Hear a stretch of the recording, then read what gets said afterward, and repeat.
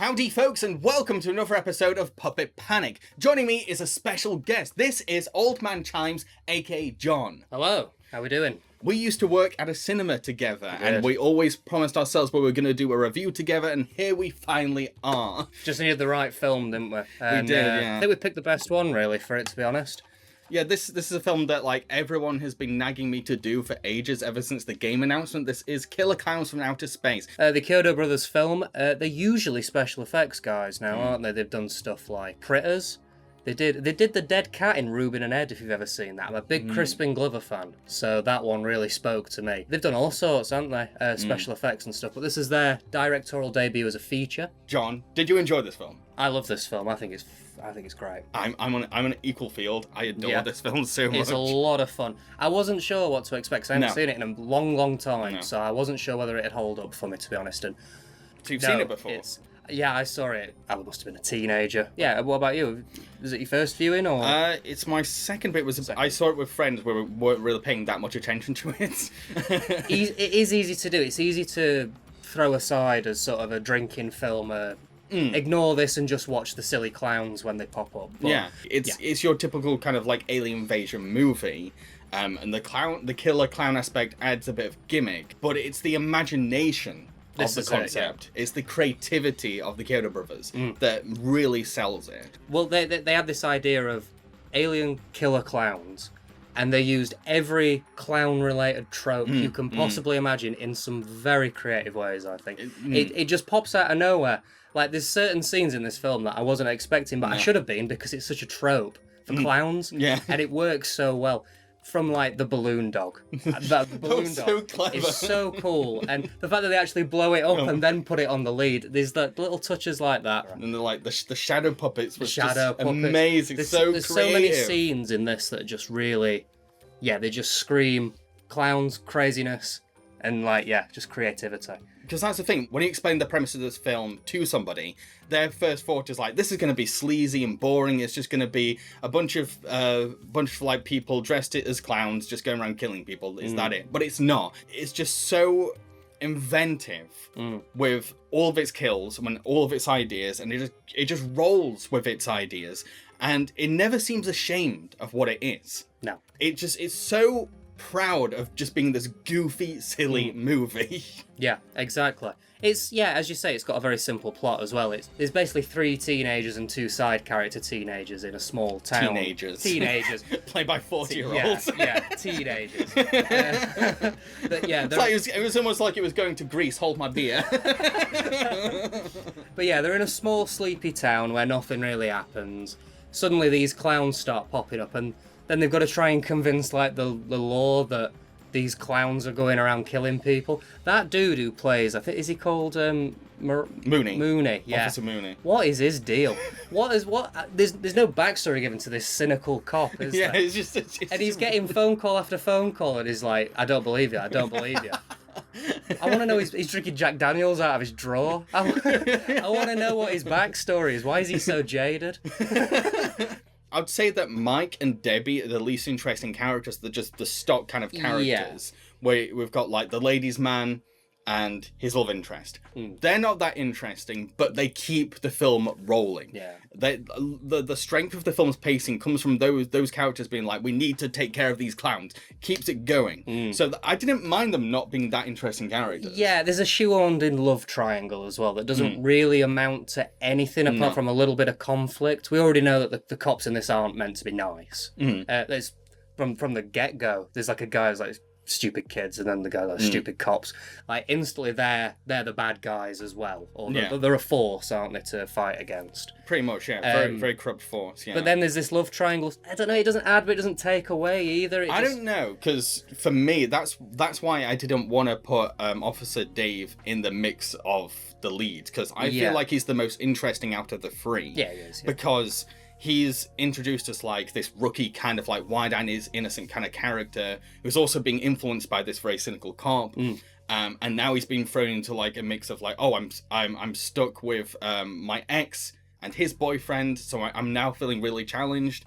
And I feel like his arc is really interesting because it's about him overcoming those insecurities of, like, the cynicism of the cop around him, and his jealousy, and him becoming the real hero of the film. Yeah, That's what was interesting. In terms of characters, he was the one I was most invested in following him, seeing him gradually realize, oh, this is actually happening. Yeah. Oh, I've got to put aside my ego and actually help and do the right thing. That was interesting to me. Yeah. He carried it. And then also carrying the film, I think, are a lot of the side characters.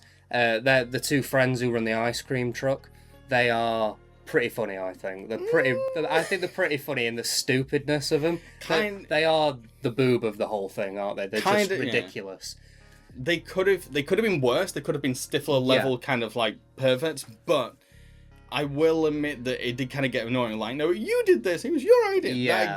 That rhythm kind of got annoying. This whole ice cream thing was your idea. My idea? You're the one who said we get girls this way. No, I didn't. You did. You did. But they do bring a little life to the film, especially. They do, yeah. And they definitely have more personality than Mike, our hero. Yeah. I really like the hillbilly at the beginning as well with his dog Pooh, who is the judge in Twin Peaks. Oh, I don't know. I'm a big Twin Peaks fan, so of course I noticed that one. But yeah, there's just these little side characters sort of moving everything along as well.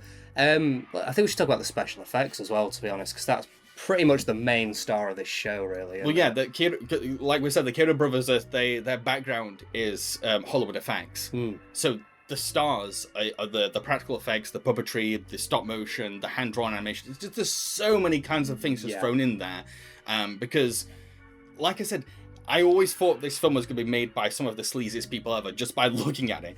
But, like, the Kyoto brothers, they're just a bunch of nerds, a bunch of artists, and they're just, like... Very talented as well. Yeah. Like, from the designs of the clowns, I think the designs are absolutely fantastic. Oh, yeah. They were reused in Ernest Scares Stupid as well, Yeah, because they worked on... Yeah, the masks were reused. And, like, the thing that always sticks in my mind is the popcorn baby clowns. That look like the Eraserhead things. Yeah. And they're just, oh my god, they're so cool looking. So the clowns have these, like, popcorn guns. Yeah. And at first you think, oh, it's just shooting popcorn. Doesn't matter. But, like, with this movie, everything is so unpredictable and it's just pure chaos. So you do get to a point where it's revealed these popcorns are, like, the seeds? They're like... Seeds for baby killer clowns? Yeah. Which is genius! It is fantastic. And I love a puppet when it's a bit gooey. Where they incorporate some sort of sliminess to it. And they do with these little baby clowns. The baby they're the creepiest characters. Horrible things. They are all. I can imagine those, like, really scaring, like, very sensitive viewers, especially kids. Yeah, Just, like, traumatizing them, because they are genuinely creepy. Like, all the other monsters are kind of a bit silly, a little goofy. Yeah. But those ones, they're like thing creatures. Yeah. Well, this ties me into an interesting point with the film as well, I think. It's rated a 12 by the BBFC in the UK. Now, there's scenes in this that I don't think are suitable for a 12-year-old, really. And I'm not prudish, I'll show anyone out. But there's gore. There's quite a bit of gore. There's decapitations, there's, like, faces being ripped off and stuff like that. Yeah. And then there's these horrific baby things, and there's that scene where there's a clown outside a diner. Oh yeah, that was so creepy. The music just nearly stops. It's just a little bit of, like, distant music, and he's just beckoning this little girl to come outside, and it's genuinely a bit, like, unnerving. Yeah, definitely. It's surprising that it got a 12 and has retained a 12, to be honest, I think. What do you think of the puppetry for the actual clowns? Oh, they've got so much articulation in the face as well. Like, eyebrows moving and there's blinking. The way they can smile. Yeah. Like, they're really impressive. Like, a lot of the effects really hold up in this, like, today. There's the odd, like, optical, like, you know, in the chase scene where the clown's chasing on the side and you can tell it's been matted in afterwards. But it's minimal. It's minimal stuff that doesn't necessarily hold up. Like, it's a really. They work to their strength. The Kyoto brothers really work to their strengths. Like, they know what they're great at and they excel at. Yeah. But, like, the puppets, the mouths don't really move that much when they're talking. But I didn't mind that because it added to the alien nature of the characters. A lot of times they sort of garble and grunt as well. Yeah. You can hear what they say every now and then. Like, there's a pizza scene and you can tell that the clown is saying pizza in some sort of weird, garbled sort of alien way. Yeah. I really like how they sound as well. It's a unique. They've got, like, a unique language they've got going off as well. Like, you wouldn't think they'd go for that because, like, they're clowns. They can talk English, but no, they come up with an actual alien language for them to talk. But then they can mimic as well. They can mimic people's voices. Like, this is another thing with them, I guess. You don't really know what the rules are for these clowns. Because as we've said, they've got sentient balloon dogs. and they've got this weird candy floss and popcorn, but also they can mimic people and they can jump like 20 feet in the air, and I think that adds to some sort of tension because you don't know what they're going to be capable of doing. Yes, I was so worried we'd get to like a whole scene where like a scientist or someone starts explaining this is why the killer clowns are here. This is what they really are. They never explain what the killer clowns are. Yeah. And even as someone that doesn't find clowns scary, I was like, it is kind of disturbing how little we know about these killer clowns, their intentions, they're like where they stand or what their plan is next or what they're capable of doing. Though the things we don't know about them is what makes them intimidating. Yeah. No matter how goofy they make them as well. Because we get a little bit of speculation, which I quite liked as well. Yeah, from one of the leads, and they're like, oh, maybe they've been here before, and this is where our idea of clowns comes from. But it's sort of glossed over. They don't then ring up a guy on Zoom and he's like, oh yeah, the clown goes all. There's none of that. Leaves it to the audience. It does, yeah. And I think that's really. It works in its favour, definitely. Absolutely. Yeah. But yeah, even like the sets, the use of colour, the fact that it looks insane, like a fun house towards the end. Yeah, so there's like a spaceship in the film, and like, yeah, it is almost like a fun house, but I also like that it's every time they go through a different corner or a different passage, there's something weird there. Yeah. It's not just like, I guess this is a carnival fun house in the shape of a spaceship. No, it's way more than that. Like there'll be a hidden monster or something, or a strange door, or it's just so imaginative. Yeah, I know I sound like a broken record, but this film is so imaginative. Yeah. What about the song at the beginning of the film? The Killer Klowns song. I like it. I like it. Yeah. Too. I think it's very fun. I really like when 80s like horror movies did that. Like I think the theme song for Bad Taste is absolutely brilliant. Yeah. And so like I love when 80s horror films are like it's just a song where the singer is singing like the title of the film. Yeah. That's just there's such a charm to that. A band called the Dickies. I don't know if they've ever done anything else or if they were. They might just be the Kyoto brothers. I would not be surprised. I wouldn't be surprised either. Yeah, considering how multi-talented they are, probably is just those in their garage, just like Killer Clowns. But yeah, it sets you up. I think it sets you up for the that tone. 80s feel and that tone and the silliness and the humor. Yeah. Like I feel like if they started off too serious, it'd be like really taken back by the film's sense of humor. Yeah, and because that's the thing. This is a funny film. Oh yeah. Like even though it's very dark in a way. It's got a fantastic sense of comedy, and like I was laughing quite a lot. Yeah. Just mainly at how bonkers it gets. Yeah, and like, just how crazy it gets. So what do you think then? Can we get into spoilers? I guess in this. Oh yeah, go for it. Let's do a bit of spoiler in then. I think the weakest part of the film is the ending. I think that the showdown with Clownzilla in the big top, because they're surrounded by the clowns. And then suddenly the Clownzilla comes out and all the clowns just disappear. And it seems a little bit rushed. I don't know. I was expecting a little bit more from it, maybe. It's probably my only criticism of the whole film, to be honest. But no, I get it. Because the like puppet's fine as well. But I don't know. It's not one of the best puppets. It's not such a spectacle that it's really like worth seeing at the end of the film. What do you think? I get your criticism. Yeah. I totally get it, because I do feel like the film just kind of like, not so much just whimpers out, but just kind of like crumbles down a bit. It's kind of like, we're at the end now. We're at the hour and a half mark now. We've got to wrap things up. Like, let's just wrap it up. Yeah. But it didn't bother me that much because I'd had so much fun already. So if the curtains were going to close, the curtains were going to close. I was like, oh, okay, fine, cool. But that also does spark the disappointment that this wasn't a franchise, and it should have been. The history of this film trying to be a franchise. There's been sequels in the works since the 90s, I think, or even like the late 80s. So much potential. It was meant to be a TV show a couple times, but nowadays we're getting a game. This film made me want to play the game. Yeah. And to be honest, it looks interesting. I watched the trailer for it, and there's references from the film I weren't sure how they were going to include in a game, but there are plenty in there, like the balloon dog's in there, and the popcorn guns and the little weird alien baby things. It looks pretty interesting to me. It's nice that it's got something new coming out, even this late on after it was originally out. And it might spark more interest, maybe get a bit of funding.